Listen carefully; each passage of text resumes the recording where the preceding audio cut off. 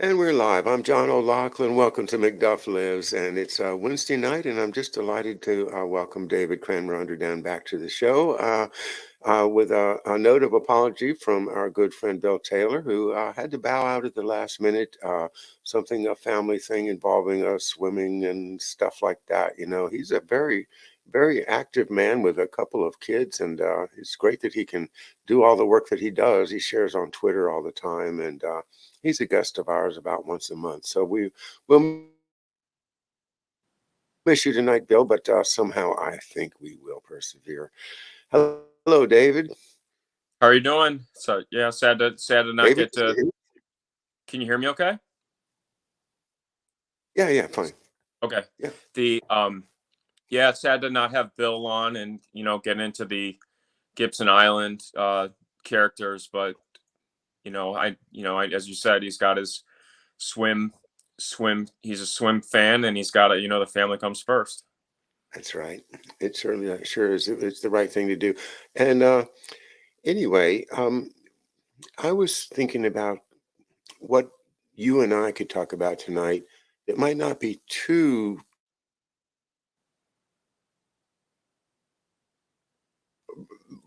the stuff we cover is very heavy. But I mean, one thing that's kind of funny is this purported indictment of President Trump. Hmm. Um, it, you know, it supposedly was leaked, and then he wrote two big Twitter posts in all caps. You know, I mean, nobody writes in all caps, right? But he's writing in all caps. You know, get out, protest. This is terrible. And then apparently in New York, some protesters stood out in front. I guess, is there a Trump Tower there in New York that he could, or maybe, no, maybe they were protesting as they were fake Trump people. And it was a picture of them, and they had on face masks, you know, like COVID masks. Yeah. And of course, everybody said, well, they can't be Trump supporters. Trump supporters don't wear COVID masks.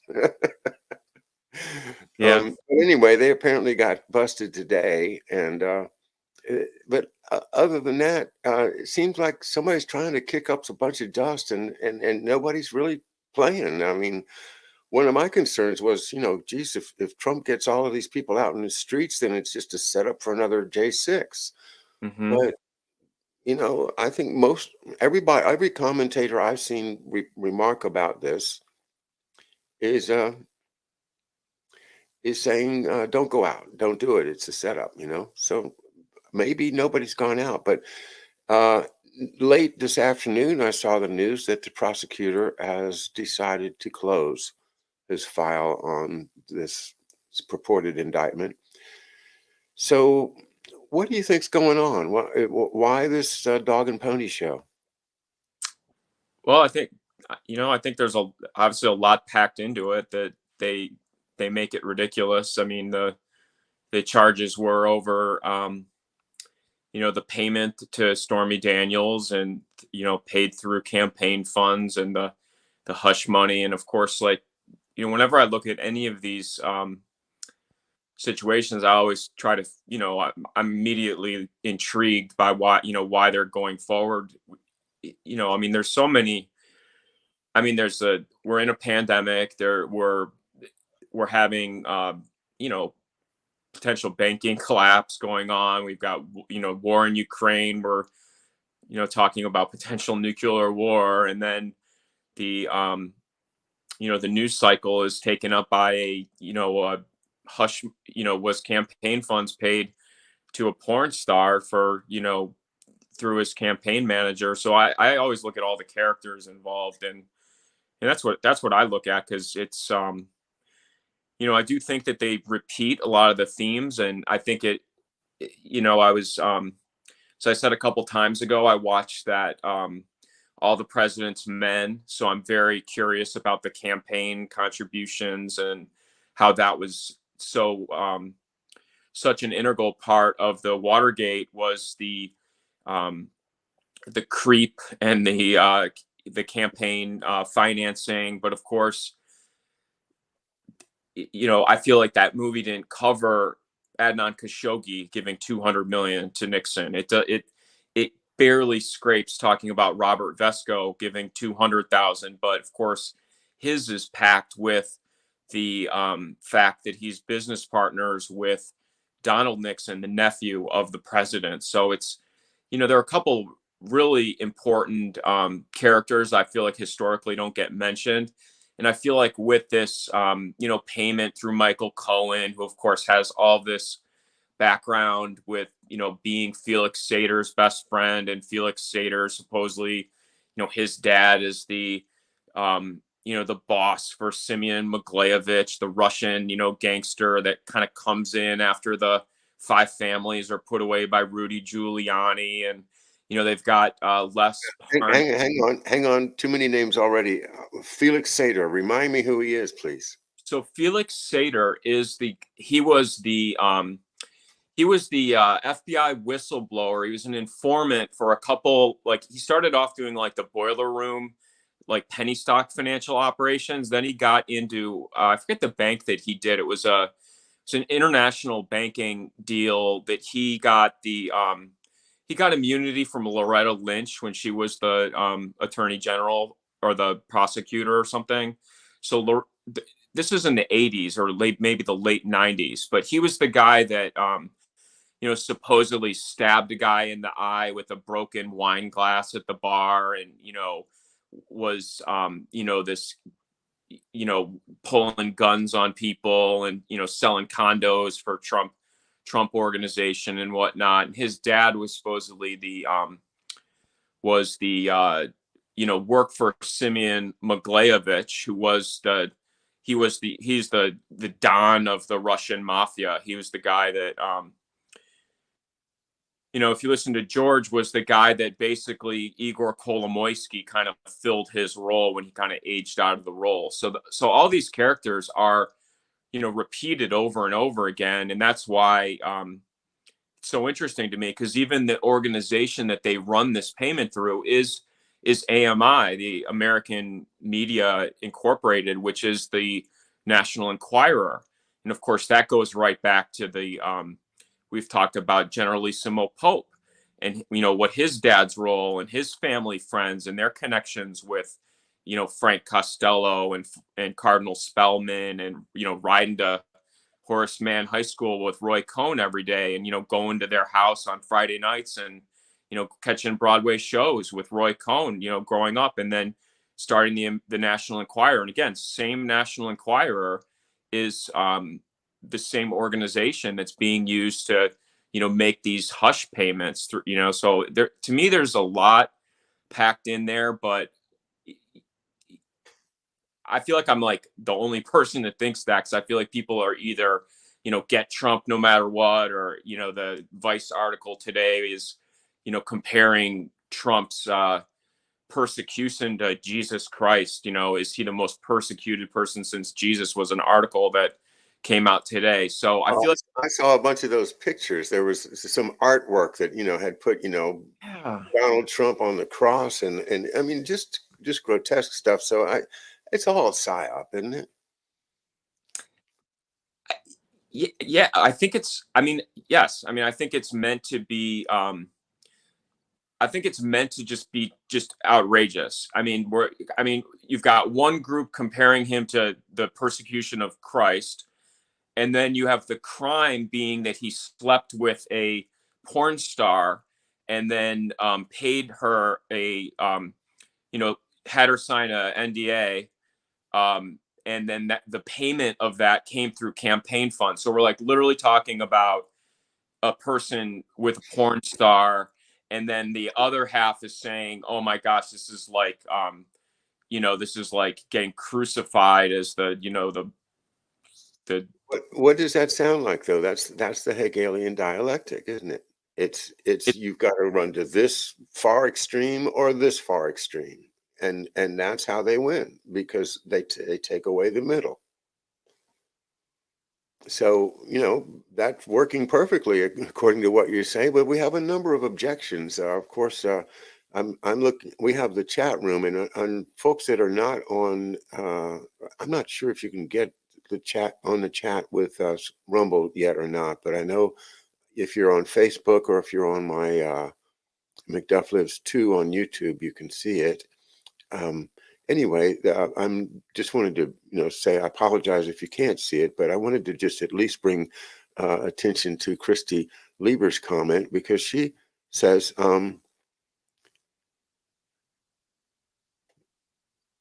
let's see, where is it? Anyway, the 1,000 or so people that are yet to be arrested, Tucker Carlson has made this point. I think Mark Kulak has made this point, that why in the hell is President Trump, out there pleading for everybody to protest against the idea that he might be arrested, when there's thousands of people that are under indictment Right. for what we now know was not a crime. And they're still in jail and they're still in cages. And that, I think, is a point worth taking. She also said, we learned about Felix Sater in the Russia period. So that's the name. For some reason, the name is in my head, but I couldn't remember the context. So Yeah. anyway, thanks for that. But I do think that most people are still in the middle. I don't think a whole lot of people are feeling a lot of pity for Donald Trump, and I don't think a lot of people are really looking to see, Stormy Daniels and Donald Trump all over the front pages for the next 6 months.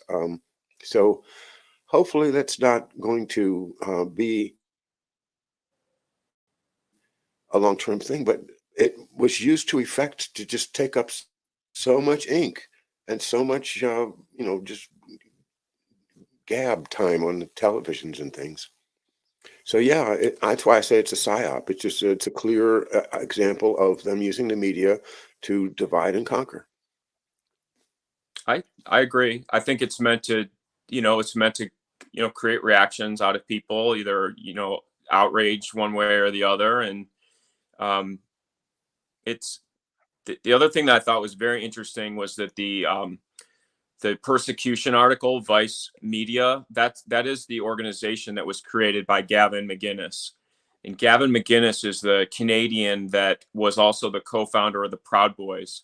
And the Proud Boys, of course, being one of the key organizations in the January 6th, but also the entire Black Lives. They were kind of portrayed as the foil to the Black Lives Matter, where Mm-hmm. they kind of vigilante police force. It was kind of how they were branded, as they would kind of take to the streets to stop the Black Lives Matter people. And of course, they're very affiliated with InfoWars, and I know a lot of people like to watch it. I personally, it's not, I've never watched InfoWars. It's just not I just can't, it doesn't connect with me. But they had a lot of Proud Boy affiliated people, like the Gavin McInnes was appeared on that show, and then also Joe Biggs, who was one of the people that we talked about a lot, that was one of the FBI informants that was part of the January 6th operation that seemingly is just dropped off the map.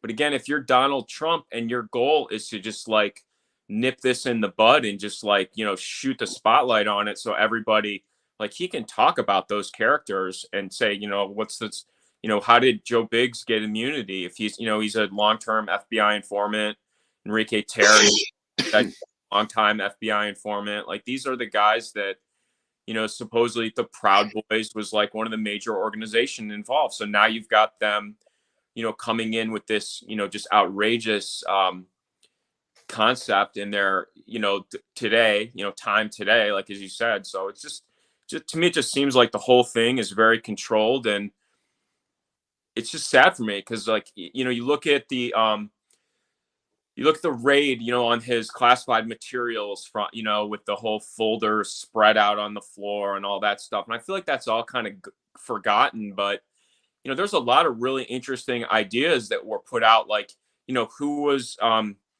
who led that, who was leading that raid? Like, who was the person that planted those files? If there's a true dispute over, how those materials got into Mar-a-Lago, who did it, and who's the only person that was in a position to have national security that was also going to Mar-a-Lago, and the person is Matt Pottinger, and Matt Pottinger was the deputy national security advisor, and he was the one of the ringleaders of blaming China.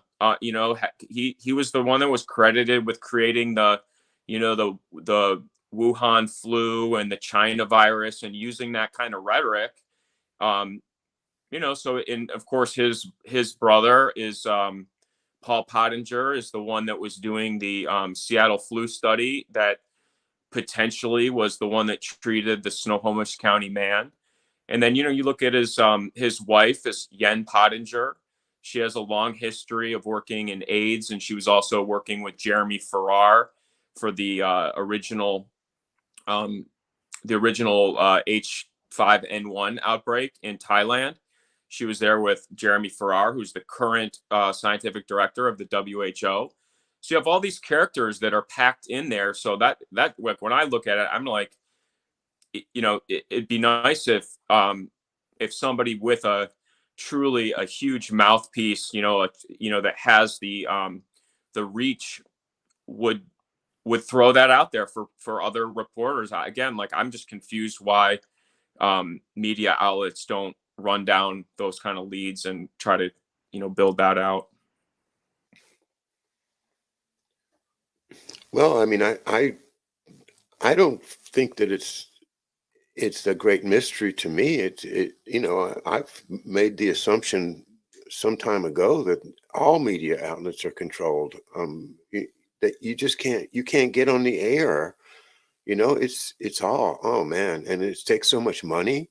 FCC. You got to get broadcasting rights. You got to get I mean, it's like they have set it up so that you can't participate unless you have a big backer.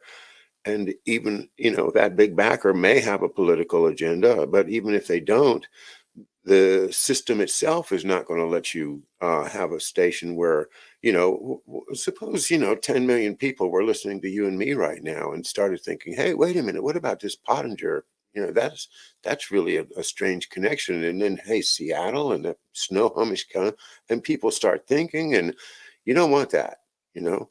Yeah. So it's my assumption that even local stations are completely, that would be one of the first things I would do if I was taking down a country, would be to control their all of their mass communication, and I think that that's been done here. Well, the other big problem that I have with the characters is if you look at when Donald Trump and Fred Trump, their Trump organization was sued, I think in 1973 or 1974 for by the Civil Rights Division of the Justice Department regarding their rental policies. They of course hired Roy Cohn famously to defend them, but the man that was at the Justice Department that was doing at least the PR, I don't know if he was the actual attorney for it, was Stan Pottinger, Matt and Paul Pottinger's father.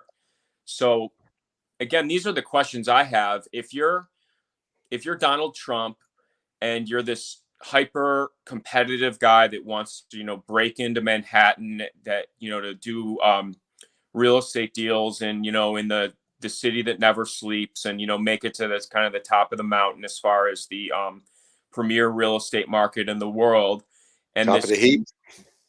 yeah, well, I mean, we've all watched the Yankee games with the Frank Sinatra after they win a game, playing the New York at the end. But yeah, if your big roadblock is that you're not renting, you're discriminating against people, and that's going to be kind of used against you for the future of your career. And the person that's leading that against you and your father, your family, basically attacking your family.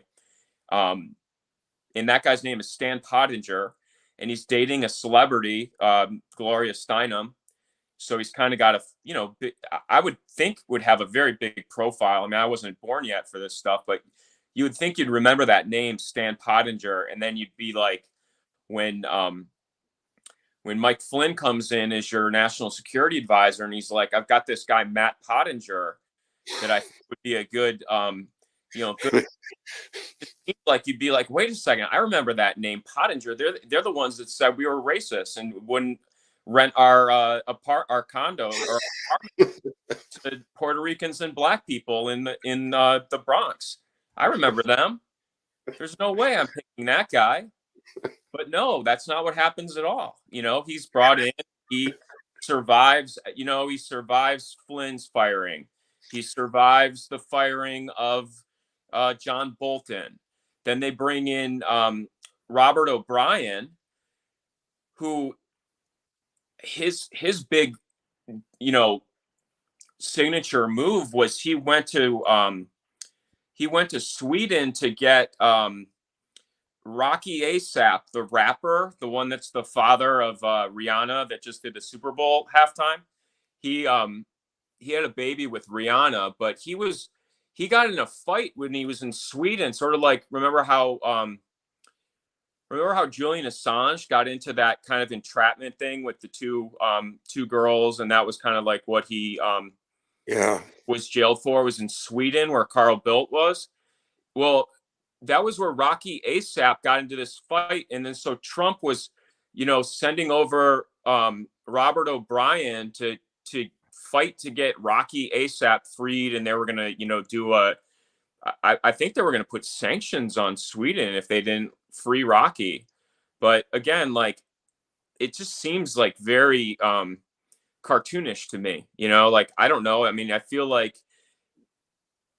I'm not like a big fan of Rocky ASAP, but I don't know how that drops on the president of the United States desk. That we've got this rapper that we need to get out because he got in a fight, a bar fight or something, and he's been jailed, and we need to get him out. It just reminds me. Well, that's not. Well, if it's Sylvester Stallone, that's different. I mean, he's the iconic actor, but this reminds me of Pussy Riot. Do you remember the Pussy Riot stuff with Putin? But let's not go there yet because there's so many things I wanted to catch up with you on. We'll circle back. Let me circle back to Gloria Steinem. Yeah. Gloria Steinem and Stan Pottinger.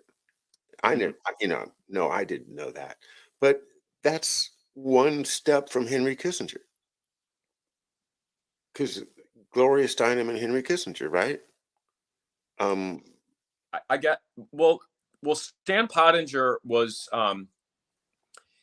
he was originally from Dayton, Ohio, but he sort of plays himself off as a California kid. He trying to think of the guy that he was a campaign aide for with Leon Panetta back in the day in the late 60s, but he was really close with George H.W. Bush. And if you read that the uncensored autobiography, the one that Anton Chaikin wrote about Bush, it says that Bush would like pick up on a first call from Stan Pottinger, that they were really close. And that was when because I feel like everybody forgets that Poppy Bush was in 72, he was he wasn't the head of CREEP, but I think he was the head of the RNC, which is so interesting to me because he then goes to China as the United Nations ambassador, and they tuck him in China for, I think, 2 or 3 years. Then he comes back as the CIA director in 76 and brings in, of course, Ted Shackley as the deputy director of the CIA in 76. So all these, Stan Pottinger and Kissinger, Gloria Steinem, like I think she got her first job from Huntington Hartford, who was the guy that started that converted Hog Island into Paradise Island, which then becomes the whole Resorts International, which of course Donald Trump, later acquires the assets and then gets into the famous fight with the game show creator. What's his name? The one that was supposed to be best friends with Nancy Reagan. He's so famous. I can't think of his name. but they both got financing. One got financing from Michael Milken and Drexel Burnham and Lambert, and then Trump was getting it with Wilbur Ross and Rothschild and whatnot. I mean, so it's like this, and this is like in the early '80s. So it just seems like everybody's known each other forever. That's why, like, when I'm just like, just so turned off by the whole thing, I'm just like, I don't know. So there's Gloria. I just put up Gloria on my screen. Can you see that, David? I Can can you kind see? of see it. I mean, I think isn't Okay, that well, his wife in the top right? no, that's Gloria. Um, Gloria Steinem dated Henry Kissinger. That's what the caption says. And Wow. there's a number of pictures of him with her. It, think of the Ms. magazine and the whole psyop of women's lib. I think it all comes from Henry. But that's a story we can delve into sometime with some actual facts. That's my recollection, is from having looked at it a little bit and thinking, oh wow, that whole feminism thing, Gloria Steinem, Ms. Magazine, Well, Henry Kissinger. Hmm. well, I know a couple of things about Miss Magazine because I know she started Miss Magazine. I think it was in '71, and I know she put Wonder Woman, I think, on the cover of the first issue.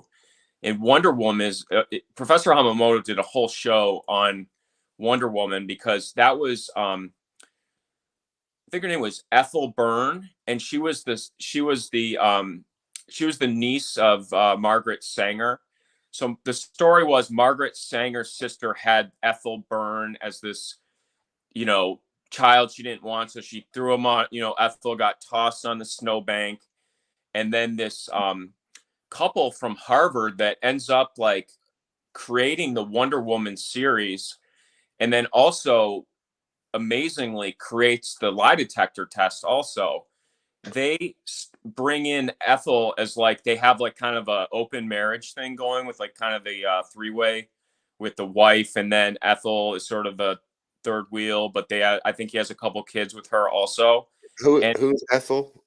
she's Margaret Sanger's niece. That was the inspiration for Wonder Woman because the Okay, guy, the family that she's kind of part of, the man, I forget his name, he's the creator of Wonder Woman. He wrote the comic. and you say he was from Harvard? He was at Harvard, and I think he was at Cal Berkeley also. I think he was at Cal Berkeley when he created the lie detector test. But he was Mhm. like in psychology, and then he wrote that he was very, obviously, Wonder Woman was a superhero for girls, and to have a strong female character. But it's just interesting when you like look at the background of like where they come from, and you know the whole obviously Margaret Sanger with the birth control and the eugenics things is kind of problematic. Like when you're building these creation myth stories, there's kind of a lot of unstable foundation, I guess, in the stories, at least from my perspective. Unstable, yeah. It also sounds a lot like Alan Dulles and Clover, his wife, and the wife swapping that, and she was reportedly okay with him. Yeah. Whenever he went into a new town, he called ahead and said, "Make sure there's a girl there for me." Well, well, he also, the famous one was Mary Bancroft too, because her Yeah, family, you know, they're they're Wall Street Journal, they're Dow Jones, and she was off to, I don't know if she worked in his office, but I feel like she was with Carl Jung also, and then she later has something with Ruth Payne and her husband, and there's something involved with like the Bell helicopters, and Lee Harvey Oswald is like hired by Ruth. Ruth Payne gets him the job, and there's a lot of very, as I said, like these stories are like not built on the Generalissimo Pope poured foundation, concrete foundation. Like they're pretty weak backstories when you really dig into them sometimes. I'm still thinking about Trump and Pottinger, and that to me sounds so much like Trump is just an actor, and Trump is just playing a role. And It gets I mean, it gets so much worse though when you get into it, because then Pottinger later becomes the attorney for the Hashemini brothers, Cyrus Hashemini, who's like the kind of the main Iran Contra, gun broker guy that was, Hashemi, isn't it? Just Hashemi? Hashemi, Cyrus Hashemi, and Yeah. he was working with what is it, Gorbo, the I don't know I don't know all the names off the top of my head, the Saudi names, but these are the guys that are basically doing the brokering with Adnan Khashoggi, which is a name everybody remembers. But Pottinger was the lawyer for Hashemi's, the two brothers, and they were, working also with the, Oliver North, and the different Bud McFarland, and all these different characters are, involved in this. Siglob or whatever was another, you know, character that they were all kind of working together. So you've got this, but again, it goes back because the guy that was the boss of Stan Pottinger was Elliot Richardson, and he was like kind of like a George Schultz. Like he had, I think, 3 or 4 cabinet positions, and he was like a kind of a Boston Brahmin. You may remember him more. Well, I remember that he looked a lot like Clark Kent. Yeah, Those it. black glasses and this really straight, haircut and the kind of a big shoulder guy. Yeah, he was the head of the health and education and welfare, which is where Stan Pottinger worked for the first couple of years, and then he got into the Justice Department in the Civil Rights Division after a couple of years. But then they kind of circle back because Richardson then in the 80s becomes the lawyer for Inslaw. Remember the whole promise, Oh, scam? God.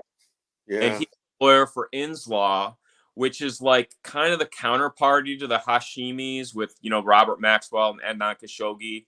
So it's like, it seems like they all kind of know each other from Harvard Law School, and that they probably all worked, maybe like, as you alluded to, maybe Henry's kind of, got the puppet strings or whatever, kind of drawing these things out. But that's what it seems like to me. So, of course, Donald Trump famously buys the Nabila, the super yacht with all the pleasure wives, and all the weapons deals, and the Adnan Khashoggi, his luck runs out after he's the Lockheed salesman of the decade, and the whole Prince Bernard and the Lockheed scandal and all this stuff, when Adnan Khashoggi's making over $100 million in the 70s brokering Lockheed military hardware, and then he goes. That's when you've really arrived, when you can get indicted for $100 million fraud and just look back and say, I'm above all that. Well, That's what Prince Bernard said. oh well, He that said, was I'm, Bernard. I'm, I mean, yeah, that was a constitutional crisis for them, but he was philanthropic though, because he had remember the World Wildlife Fund and oh yeah, what a great charity. the zebras and the Range Rovers driving around in Africa. Yeah. World Wildlife Fund for nature. They were doing nature preserves to help the animals. Yeah, trying to get rid of the last long-tusked elephants, just those guys take up a lot of space and you can't get to the resources underneath of those elephants. So let's just send out some unemployed mercenaries and get rid of them. Yeah.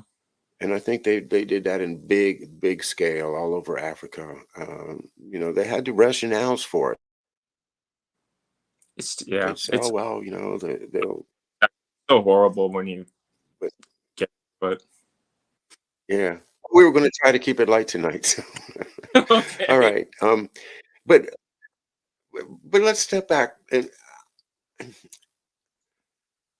just this little microcosm of the world that we just covered in 40 minutes, and then expand it out and think about all the stuff that we've covered in the past 3-4 years, and what a journey we've come through. And I'm at a point where I am ready to just say the whole thing has been so thoroughly rigged that we're just not going to ever be able to pierce through it, at least not until we resolve what I think is the big elephant in the room right now, and that is this banking financial uh, disaster looming, where you know, you have to pay the piper, and it's time. You know, the reckoning could be very, very severe if this crash happens.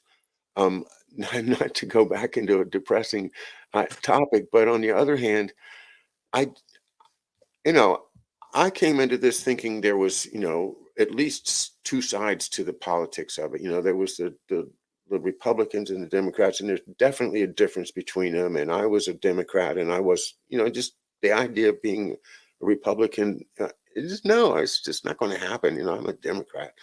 But in these past, well, I'll start a little bit earlier, but at this point, David, the whole political system seems to be a big what does George call it, school play, Mhm. and it's just really depressing. Maybe that's what was calling speaking to you earlier when you said it is hard. It is hard, but once we can once we can uncover it and get people to pay attention to the difference between what this country is supposed to be and the way it's being run today. Um, it's got to change. You know, it's just a question of can we change fast enough? Um, I don't. Do you agree with me? Yeah, I do. I mean, I my personal experience is that people that I have met and known and interacted with, people are similar. They want things for their, they want their, they care about their family or their, we talk about that, like the different drives for people. And I do feel like, for me personally, it's very hard because I feel like people either ignore a lot of stuff and they just stick their head in the sand and just pretend like all these things aren't happening, and they just focus on their own situation, or they're just depressed, and they and whether, because it's just very it's exhausting, to go through these cycles of, shock, and the nuclear war, and then it's, everyone's going to die of a disease, and then it's you know Global warming. financial doom, and everyone, we're going to have the, wheelbarrows of cash to buy a loaf of bread, and we're going to go, have the Weimar Republic stories of, the first cup of coffees, 1,000 marks, and then the next one's 2,000 marks because inflation's just ripping while you can't drink your coffee fast enough. Like, all stories that, um I don't know, like, I feel like those things are all back in play right now. And um but again, like, like, even with this, like, Silicon Valley Bank, and like breaking that down, it ties into a lot of what a lot of what we studied, as far as the banking relationships that were used to finance the covert wars, drug business. it- you know the lines were there. I mean, we joke about the BCCI bank, and the characters involved in that, and the yachts with the, girls in the bikinis and whatnot. But the reality is that that stuff is all um, high flash, attention grabbing distraction from these old, um, these tactics of overthrow and conquest and colonization, and how they finance it, sell either through narcotics, or through dark weapon sales. And sadly, this is what the Silicon Valley Bank is plays right into. I mean, if you look at the history of Silicon Valley Bank and the I think it's Republican National Bank before it, that is the Sarafa family. The Sarafa family is the same family that is the current co-owner of the Chiquita, which is the old United Fruit Corp company, United which we talked a That's lot huge. about. I mean, we've done a huge study on Sullivan and Cromwell, and the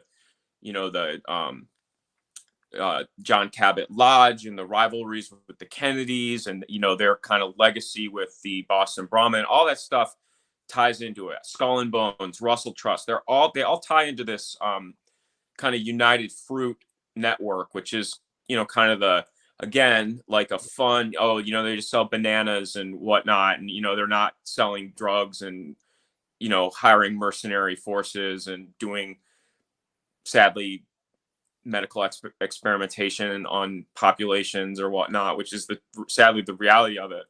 So it's the same Sarafa family that's involved in that, and the same Sarafa family that's partners with Bill Browder in Hermitage Capital. So now, if you want to get into all of your, Russian collapse and the whole oligarch system that shock economics with Jeffrey Sachs and Larry Summers. I mean, it's literally the same characters over and over again.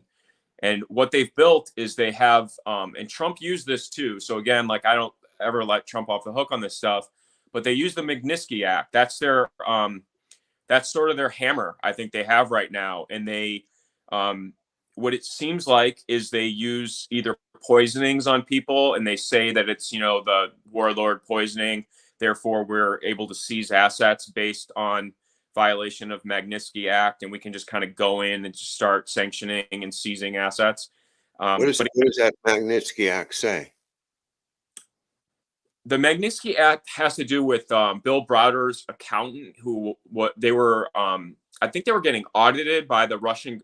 So what happened with, like, people remember, like, the Soviet Union collapsed, they in 98, and then they come in, they create a new country. So they bring in basically Jeffrey Sachs and his group of kind of legacy Chicago boys, to do shock economics in Russia. And that system is basically where you gather all of the important industries and resources, and then you create nationalized corporations. Then you privatize them, and you have auctions that you rig so that your cronies can then get all of the shares in the new economic system at discounted prices. And then you have people that don't play along or partner with you. Then you have mercenaries that go in and either threaten them or use the mice to compromise or remove them, take them off the board, and then you sort of monopolize through that process. And that's kind of what the overthrow is. And then if you're now, then you put one of your former KGB guys that's working with the Dresser Bank and partnered on these deals. You then make them the president, and then you publicly make them into the one strong man maniac, the madman theory. You then apply the madman theory to your one person that you can focus all of your hatred on, and then say that you're justified and righteous in taking stuff from him because he's so awful, and that he, you have free reign to do that. And that's David, what that sounds like Vladimir Putin. And again, I don't know if he's a good guy or a bad guy, but I feel like that's the way the game board has been laid out from the Americans. As far as you either are 100% behind Ben Stiller and Sean Penn and everybody that goes to meet Zelensky. You're either 100% behind him and see him as the underdog that's fighting the big bad wolf or whatever, and you either see it the way it is, where it's somebody just coming in and unprovoked attacking and terrorizing, or you're wrong. You're just an agent of Russia, and it's as simple as that. And that's just, and sadly, that's the way I see. They've just dumbed it down to that level, and it's just hard for me because I look at our top diplomat, the Secretary of State of the United States, and his biological dad is a co-founder of Warburg Pincus, and his stepfather was the lawyer for Robert Maxwell. It's a reality. Takes my breath away, David. It really does.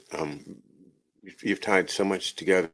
The only other thing I would contribute I'm starting to feel like, it's like the left fist is the Democrats and the right fist is the Republicans. And when the Republicans are in the White House, then it's their job to do the punching, you know. And the defendants, this is carrying forth the great vision of totalitarian conquering the entire world. That's what, now, right now, Biden has got to be out there. He's got to go out there and carry the torch for the one world government and the WHO, and everybody, is going to follow him. And what the other fist is always doing is always creating a foil, no, he's wrong, he's bad, he's terrible, he's a commie, he's a Nazi, and just keep pounding and pounding on this guy who's doing the real work for the syndicate, right? But it's a game because, right now I would say it's Biden's job to carry the ball, and it's Trump's job to provide the leadership for the quote unquote opposition, the loyal opposition. Mm-hmm. And as long as people are attracted to one side or the other, as you say, the beat goes on, the game keeps going. We're not the first people to reveal this, but it just resounds in me now that it's so apparent that at least since the assassination of Kennedy, and I'm certainly willing to say that it's been since 1913 or whenever you want to pick, if you want to go back to one of the earlier coups d'etat. But the one in 63 is the one that I focus on because that's the one that happened in my lifetime. And that's the one where Allen Dulles, my father's arch enemy, ran the outcome. And, I feel a certain pleasure in uncovering this stuff just to Yeah. show, that no, you're not the brightest bulb on the porch. You left out a whole lot of stuff. You made these mistakes. And, that's what I did with my father. My book about my father was to say, look, these are all facts. I lined them all up there. You can't argue with these facts. You might think that I'm biased, but it doesn't matter because these are facts. Mm-hmm. And the book's been out now for a year and a half, and not a single fact has been challenged. Not a single. I haven't heard from anybody saying, "Oh, John, you got that wrong," or he wasn't really working for Saxo, or he wasn't really, the guy that had to make, the call on all of the special ops. No, and any inquiries I've sent out to people that would really know have been answered with complete silence. Yeah. So I think I'm completely on the right track, and I think that you are too, and you're just shedding incredible light on all this stuff. I mean, I the whole Pottinger story is amazing, and it makes me think, wow, that's a real insider, isn't it? That's far more inside than Donald Trump. Oh, well, look at what's his current role right now, too. I mean, it doesn't stop. His current role is he's with Edwards and Pottinger, the law firm that's representing the victims fund of Jeffrey Epstein. So you've got Oh, no, no, no. same The characters, Victims Fund. John. It's David Bose of Yeah. Bose Schiller and Flexner is the other kind of counterparty that's doing this. Look at the roles that Bose has had as far. I mean, he was the attorney for the Bush versus Gore. The whole hanging Chads fiasco or whatever. He was in there. He was with General Westmoreland over the CBS lawsuit. Regarding Mike Wallace or whatever making a comment. But again, like Westmoreland was he's deeply involved in Phoenix program, all this, so there's a lot packed into these things. But again, like with Epstein, he was also He was also involved with Adnan Khashoggi, doing brokering, going back to the 70s. He was in the same network. He you know, officially was the reason that Leon Black had to step down from Apollo, because he was, Apollo was managing his assets. So Leon Black steps down. Leon Black was the right hand man of Michael Milken of Drexel, Burnham, and Lambert, doing the mortgage backed securities for the savings and loan crisis. Or the junk bonds. He was also the son of Eli Black, that goes flying out of the 44th floor of the Pan Am building because he's feeling the heat from I think it was the government of, it wasn't Guatemala, but it was Nicaragua, maybe. It was one of the countries that United Fruit was doing conquest, and he was the chairman of United Fruit. So he dies in 72. And that's something that I always say, I'm like, wow, how incredible that, so terrible to lose your father like so publicly, but then to go on to be Michael Milken's, assistant, go through the crisis of Drexel, Burnham, and Lambert being one of the biggest banking, failures in world history. And rather than, being down and out from all those things, you just roll it right into Apollo. And now you're buying Blackwater from Eric Prince. You own Academy now. You're buying the Huntsman's assets. John Huntsman, the one that was bouncing on the knee of Henry Kissinger right before he went to China, who became the chairman of the Atlantic Council. All these guys, it's just same people over and over again. And so, Eric Prince has got his, Frontier Services. He got rid of that. He's, technically just a private equity guy now, but his old Blackwater, Academy, Constellation, or whatever all the different names, that was acquired by Apollo, the same companies over and over again. And, I love to go backwards in history. So like when I look at Drexel, Burnham, and Lambert, I want to know who Drexel is. I want to know who Burnham is, and I want to know who Lambert is. And they're all fascinating stories because, they tie into JP Morgan, and they tie into the, George Peabody, and all these, kind of historical, real key historical people involved in banking throughout history. And then Burnham is fascinating because they were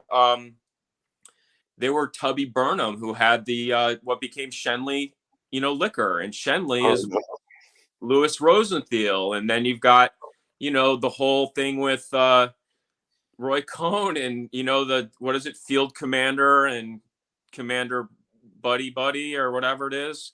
Yeah. Sidekick buddy. I don't know what they call each other, but it's insane. We did the picture of the Carnegie Foundation, and remember I said Lee Annenberg is front row center, and I feel like when they stage pictures like that, they're not. I feel like there's a backstory to that stuff, and of course she was a wife of Louis Rosenthal. She, of course, was married to Walter Annenberg, who was, his dad was kind of a gangster guy, had to go to prison for the IRS, kind of like a Al Capone type thing. But, he was Philadelphia Inquirer, big newspaper guy. He was supposed to be best friends with the Reagans. They had the big sunny lands out in Palm Desert or Palm Springs or whatever, where that became the Camp David of the West Coast. And they had, all the presidents, like when Nixon resigned, it was like his speech was written at Sunnylands. And, the Reagans spent every New Year's Eve at, with the Annenbergs. They were the ambassadors in England, like, where the, I'm going to blank on the name of where the Royal Society is in England. The park is Annenberg Park there. Like all these, there's all these like connections with, they used to entertain the Queen and were buddies with all the, so when people want to, bring up like, oh, well, Jeff and Ghislaine would hang out with, Prince Andrew or whatever. It's like, well, you can top that with the Annenbergs. They were hanging out with the Phil and Liz. I mean, don't go for the kid. Go for the one with the crown. That's who they were partying with. Go for the crown. Yeah, that's what's going on in the world today. Everybody's going for the crown. Well, geez, Dave, the hour flew by. I wanted to just once again to say to folks, the things that you learned tonight from David, they should be public knowledge. Do what you can to share things like this. Share this, share one of the stories, or share the video.